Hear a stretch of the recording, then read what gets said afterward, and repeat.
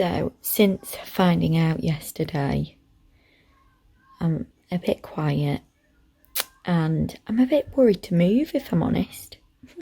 It sounds ridiculous, but being told that she could potentially come, you know, because of the short cervix, I'm almost scared to bloody stand.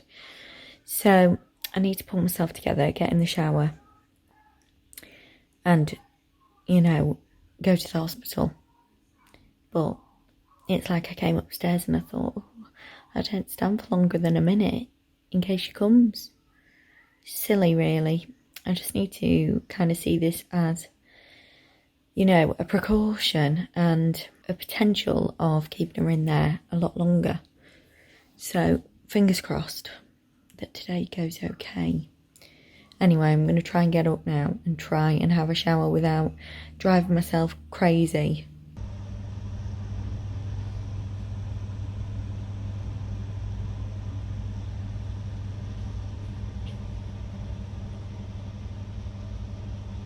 So I'm just about to go down. It's my outfit, my socks. So they will see if they can do the op, and then I'll get a spinal and hopefully it will be successful.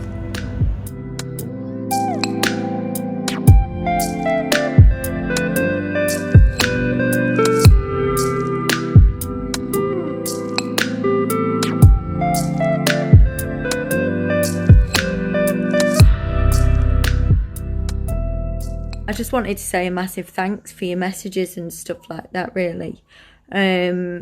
Obviously, I'm absolutely gutted because I actually said to Danny the other day, oh my God, this pregnancy, I feel like it's so smooth, and it's the first time I've been able to have a smooth pregnancy. But anyway, it is as it is. Today, I'm just going to spend my time trying to kind of work out a plan of action and try and put myself in a positive mindset, I suppose, because yes, some babies in my situation are born early and don't make it, but then some do. And also, there's many mums in my situation that, you know, unfortunately they do lose their babies, but there's also many that don't and manage to kind of do the bed rest and you know, get it a bit further so that we can get kind of help from the medical professionals. Once we're at 24 weeks, they'll be able to kind of do what they can to help. So if I can try and get to there and put that as my first milestone, that'd be great. So just trying to get my head around it all really today, but kind of in the throes of emotion with George saying he can't wait to be a big brother and stuff. Obviously he doesn't understand what's going on. Things like that just really, I just don't want to let them down. So anyway, still feeling sad, obviously, but I'm going to try and put myself in a positive frame of mind, and hopefully baby can stay in just that bit longer. I'm 21 weeks one day. Need to get them to 24 really. So minimal movement from me at the moment. I've got these god-awful socks on. And yeah, I'm really nervous. I'm scared to go for a wee. I'm scared to get up for anything. But I'm just going to do what we can, really. I'm just hoping. The only thing that's getting me through this, really, is just hoping that I can get the baby past that 24-week mark at the moment.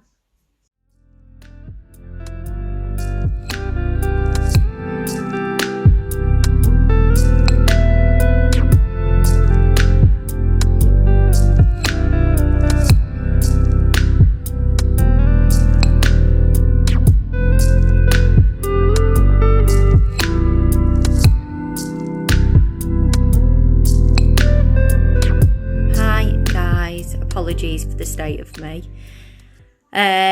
Just wanted to pop on here and say hey, really. I've had quite a lot of messages from people over the last couple of days, and I just wanted to say thanks for that. They really, really do cheer me up, and I'm sorry if I don't come back to you all. I'm trying to keep busy with work at the moment, so I've purposely ram-packed my diary full of calls so that I can keep my mind busy.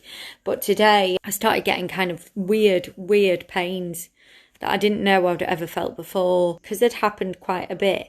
I then started timing them because I don't know what's normal, what's not. Last time that I was in a labour, it was with the twins, you see, and obviously they weren't alive, so it's a bit different because I had to be induced as such, like a pessary put up, and then they let me have as many kind of drugs as I wanted, which obviously I am a bit of a wuss, so I opted for everything. So I never really felt the full thing of labour starting, if you know what I mean. I don't know what to look out for. So at the moment, every niggle and pain is me panicking that I'm in labour, really. So anyway, that I was on a call today. Anyway, I managed to wrap up the call okay. Not that they would have noticed at all. And then, like, straight after the phone, I was like really shaking, panicking, really worried that I was going into labour, and you know, today was going to be the day, and I'm just short of 22 weeks, but all's good so far.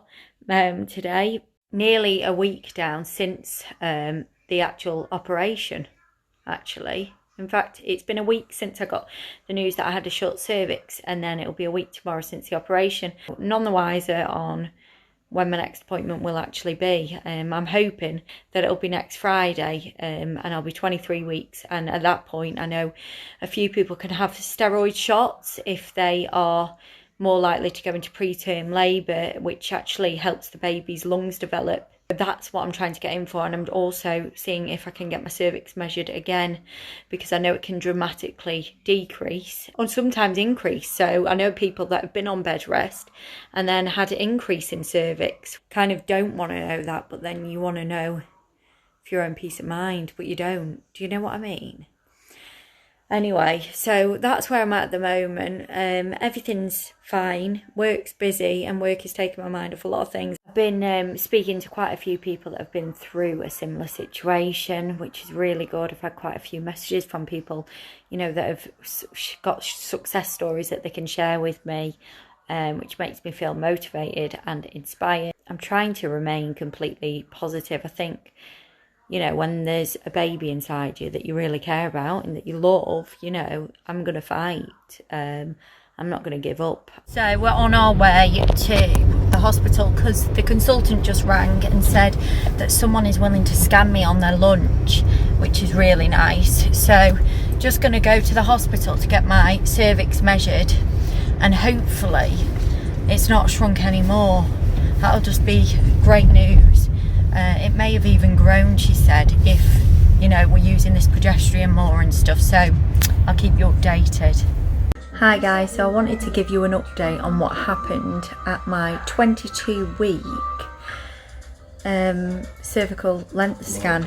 So last week I had my cervix measured, and it was actually, I was diagnosed with a short cervix, so they wanted to do a cerclage or a suture, I think is the other name for it, may have got that wrong, stitch in my cervix to keep the pregnancy going longer, because people with a short cervix are more likely to have a premature baby.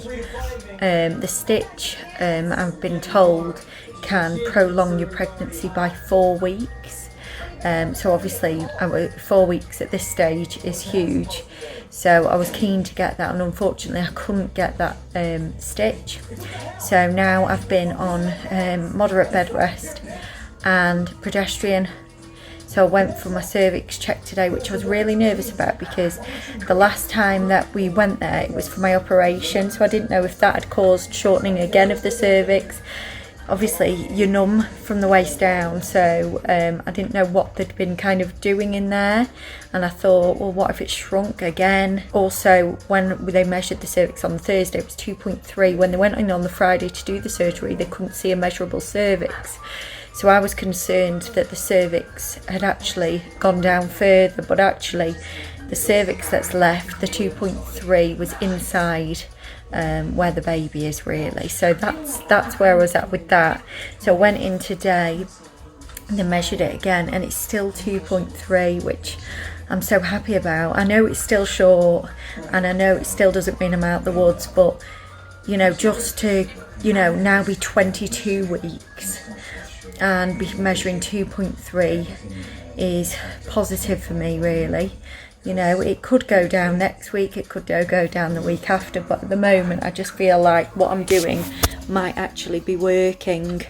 So I'm going to continue on the moderate bed rest, and I'm going to continue taking my progesterone, and we can go from there really. My consultant at the hospital has rang me because she was busy afterwards.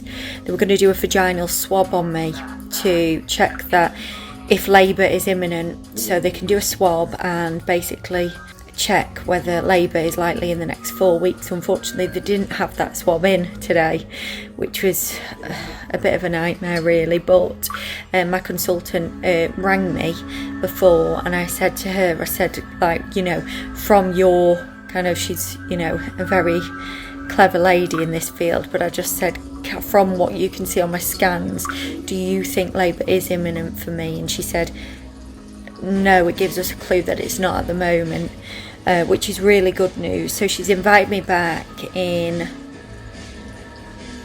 2 weeks, where I'll be 24 weeks. Oh, fingers crossed. I'll be 24 weeks, and then they will do the swab on me then, and they will check my cervix again, and then they will do what they need to do at that point. But at the moment they're happy with what I'm doing, so that's really good. It doesn't by any way mean that, you know, things couldn't get bad within that time, but it makes me feel a bit more at ease that my cervix is staying around the same length. So when I measured originally at 16 weeks it was 2.8, and then last on at 20 weeks 6 days it was 2.3, and then now at 22 weeks it's 2.3. So I'm just hoping it stays this way for a little while and bides me a little bit more time, and my little baby a little bit more time cooking away. So yeah, still very nervous because I'm not at that 24-week stage yet. There are some hospitals, I want to make people aware of this, there's some hospitals that do help 22-week babies, 22-week-old babies. So if you're in a similar situation to me, it's definitely worth kind of finding out what those hospitals are, whether you're in the UK or in a different country. Definitely find out which hospitals those are, because I found that my hospital at the moment is Blackpool Victoria Hospital. They are a level 2 hospital. They help babies, they say, from 24 weeks. But in a situation like mine, you know, you like to know the full information of what would happen if you did go into labour at 22. And there's quite a few things that I didn't actually realise about premature babies and the different hospitals, which I want to share with people really, because the purpose of me sharing these videos and is to hopefully help other people in the future, or at the moment. I know I've got quite a few followers at the moment that are going through a similar thing, but hopefully help them and better inform them and tell them things that they might not have known, and if they have known it, just know that they're not on their own. So I'm going to save these stories to a bubble, and hopefully I can have a successful story for them at the end of it, and it'll make them feel, you know, a little less scared. That's what I'm hoping for.